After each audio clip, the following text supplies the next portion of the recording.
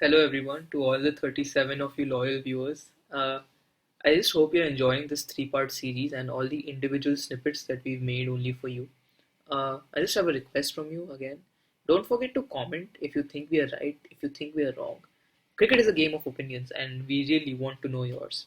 Also, don't forget to hit the subscribe button and the bell icon because we want you to gain access to our videos really as soon as possible. Thank you. खिलाड़ी वाह वाह जियो खिलाड़ी वाह वाह The next poll that we had was actually a battle of the all-rounders. It was Kapil Dev versus Ian Botham, and like on Kapil Dev, he really changed Indian cricket. Like he inspired so many of the current crop to actually take up the sport. The Indian fast bowling scene at the time was so weak that when our team had 2 to 3 specialist spinners, Sunil Gavaskar used to open the bowling. But then Kapil Dev came on the scene. We have still been looking for the next Kapil Dev. Every fast bowling all rounder that comes along, we just take him into the team even before he has excelled at first class cricket. But against Beefy, a legend in English cricket.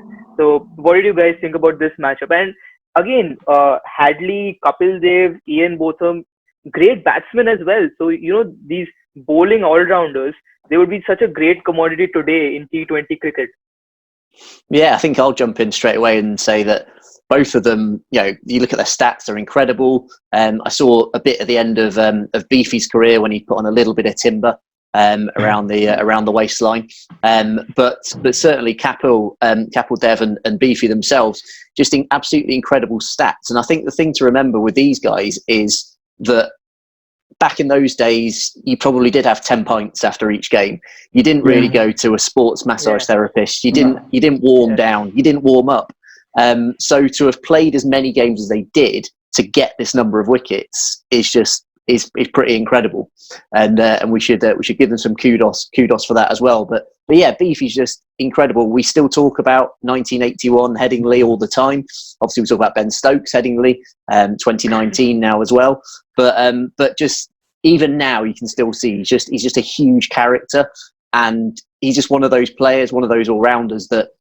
His whole everything about him, whether he was batting, bowling, fielding, like he could just do it all. And yeah, he's I think he's one of those players that the Aussies often say he was so good he could have been Australian, and that just says it all, doesn't it? Yeah. Well, as the grandfather of the podcast, I actually can't remember 1981. I'm proud to say that's before my memory. Excellent. But in addition to Headingley, the thing that Australians at the time lost sleep over was that Australia in the next test match or the one after that at Edgbaston had the game shot to bits. They were going to win. They were cruising to a victory. They were chasing a very small target and they were going fine. And in desperation, really threw the ball to Ian Botham. And he took 5 for 1 and won the game for England. And it was like, are you kidding me? We've had now 2 games where Ian Botham has ruined us. And then in the next time out in Australia in 1982-83, there was a famous match where Australia were trying to get a last wicket partnership up. Jeff Thompson and Alan Border were batting. Jeff Thompson had come in at number 11, had no chance, but they got to, I think they needed 3 to win. And again, in desperation, they threw the ball to Ian Botham, and he took the final wicket. So growing up as an Australian, it was like, Ian Botham, every time we play him, he's going to make us look stupid. Yeah, and for me, there's never an all-rounder discussion without mention of Ian Botham in particular. Kapil Dev as well, for what he did for Indian cricket, that 1983 World Cup win and how he led the side then was absolutely outstanding. But Botham just caused nightmares for Australia. Looking back, and and what he did was just freakish, bat and ball. And sort of. When you compare the likes of Ben Stokes and Andrew Flintoff, you always look at, okay, how good are they, or were they compared to Ian Botham? He's the one that the English guys will always measure against, just because how good he was, kind of thing. Yeah, actually, like that all-rounder commodity. When I look at this list, we talk about Hadley. There's also Imran Khan coming up. That kind of a player it's a gem. Like it is so difficult to find that 3-dimensional player. And like if they went for the IPL auction, say, you got guys like Pat Cummins going for 17 crores.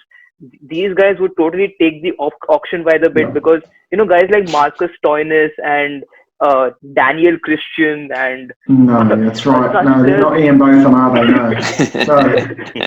such players get paid so much money because of what they bring to the team. But these guys, absolute legends in all dimensions of the game. That's right. So first, this poll was taken by Beefy. He won it by getting 65% of the votes. And again, this shows us that if you don't reveal the name, people actually may go for someone else, because with the kind of Indian following that is there on social media, if you saw the name Kapil Dev and you didn't pick him, I think your friends would disapprove of you. Uh,